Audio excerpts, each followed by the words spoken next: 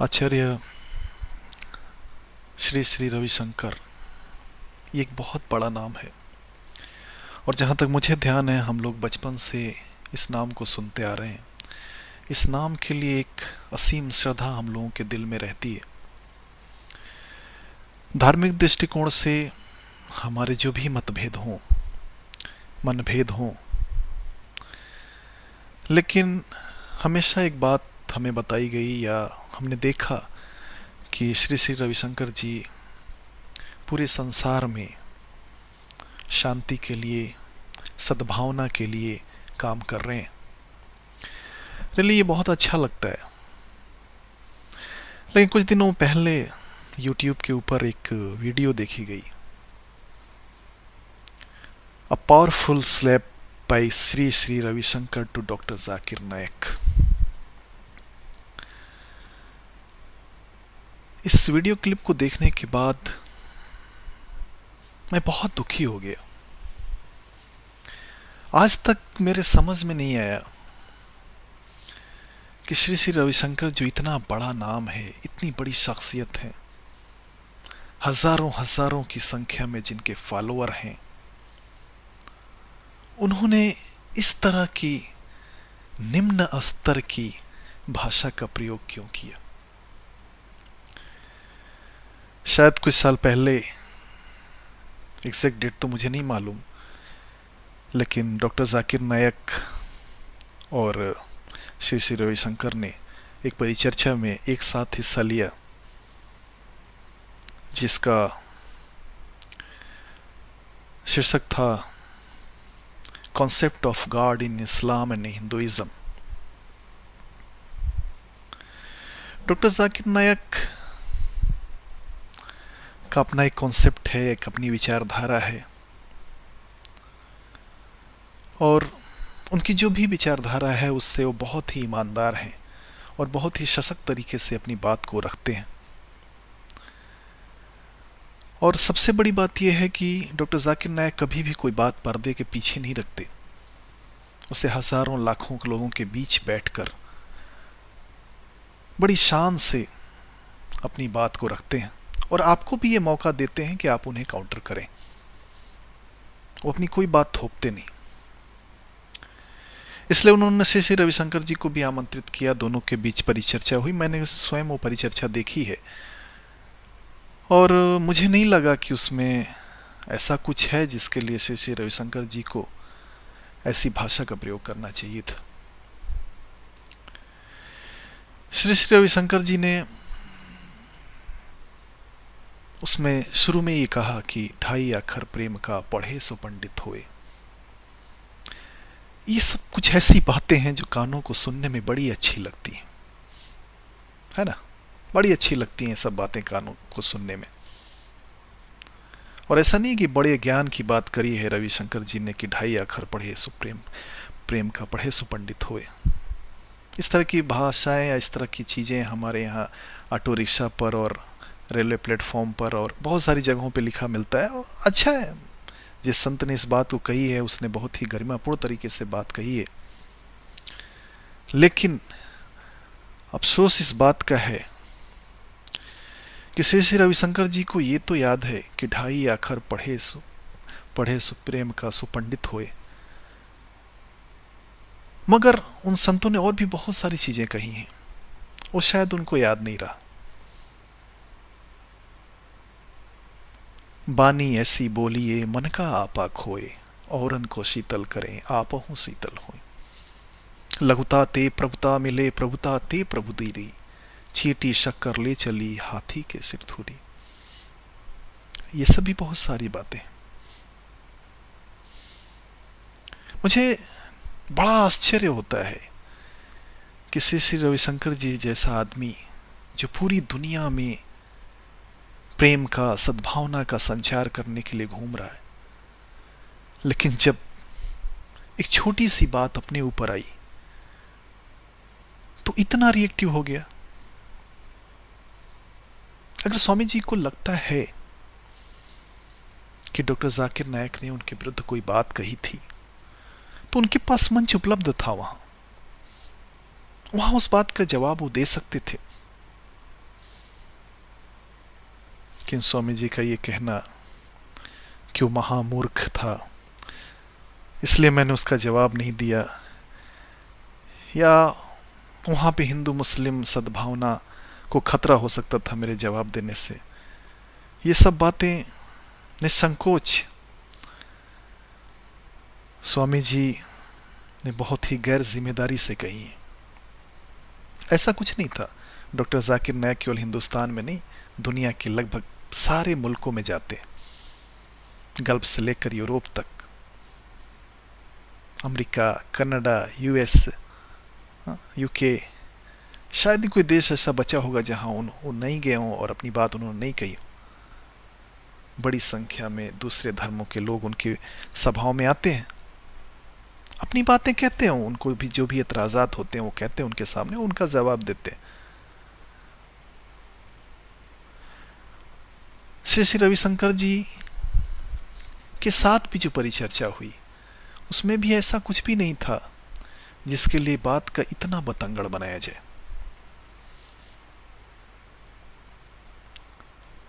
रविशंकर जी ने एक किताब लिखी जिसके बारे में उस परिचर्चा में उल्लेख हुआ।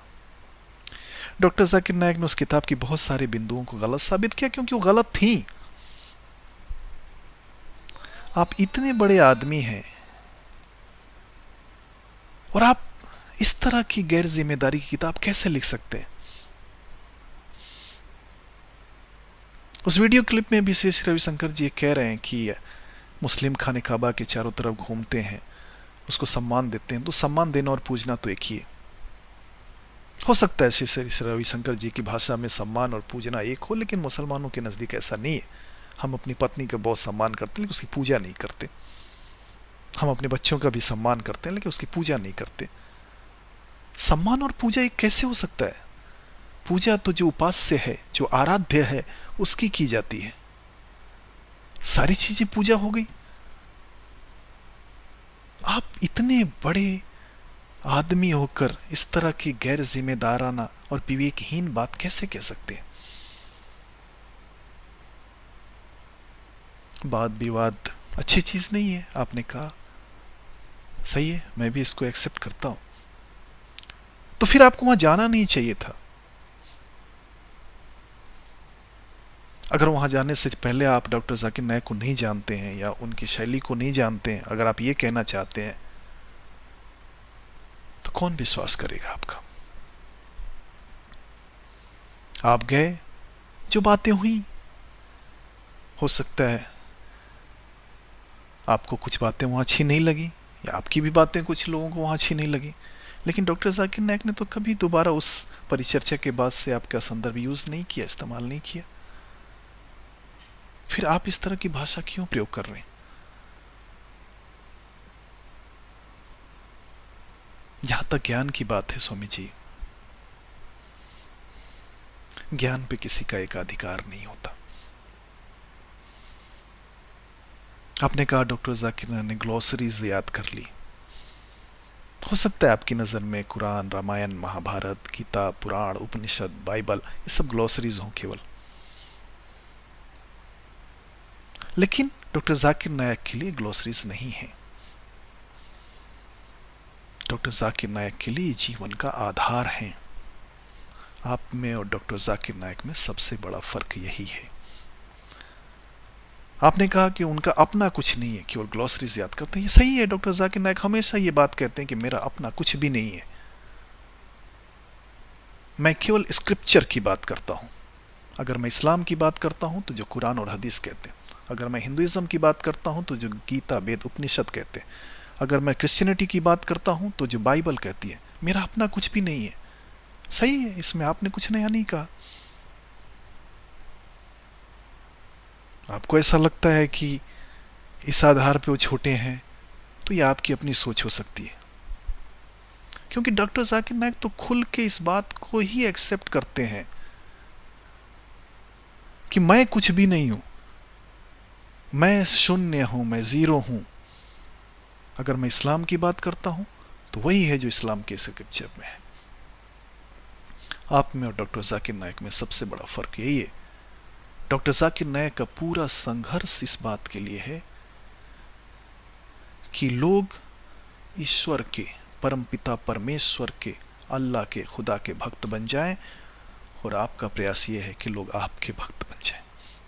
यही फर्क है सबसे बड़ा। आपने कहा कि मोहम्मद के चाचा शिव के भक्त थे, खाने काबा पहले मंदिर था। आपने इसमें कौन सी नई बात बता दी? इस्लाम तो चीख चीख के यही बात कह रहा है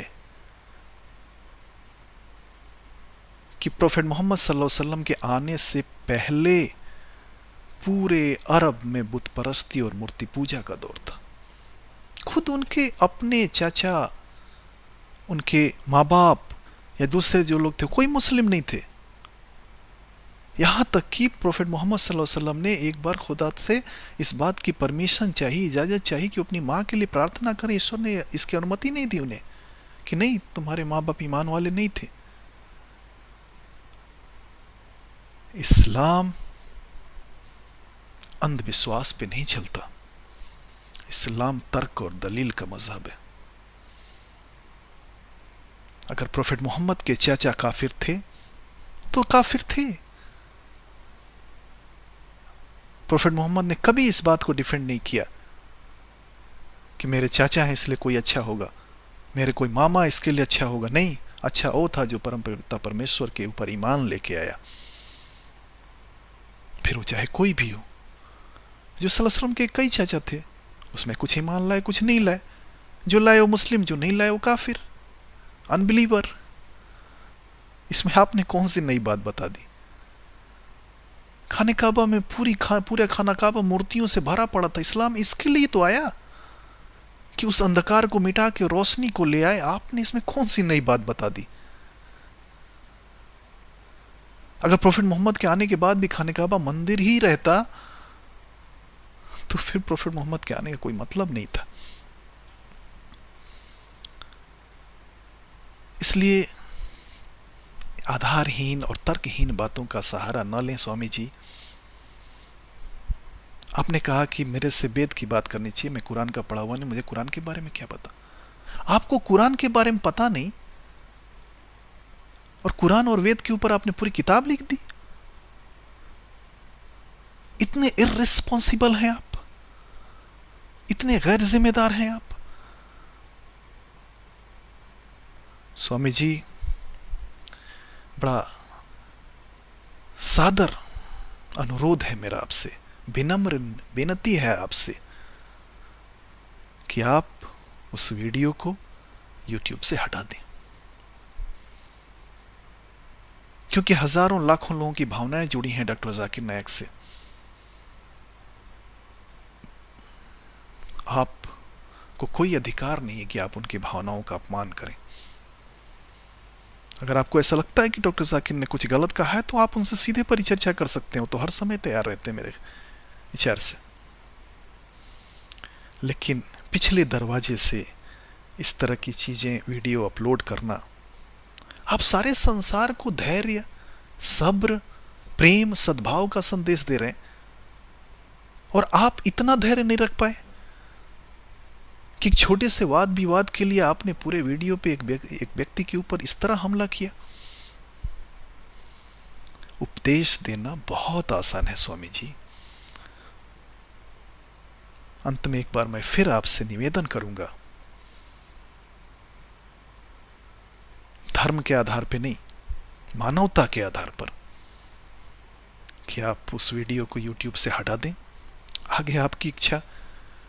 लोकतंत्र में हम किसी को बाध्य तो नहीं कर सकते और करना भी नहीं चाहिए, सबको बोलने का अधिकार है, आपको भी है, मुझे भी है। लेकिन आपका एक बड़ा सम्मान है हम सबके हृदय में, आपकी एक विराट छवि है हम सबके हृदय में। इसके लिए हम कहेंगे कि आप उस वीडियो को हटा के एक सद्भाव का परिचय दें।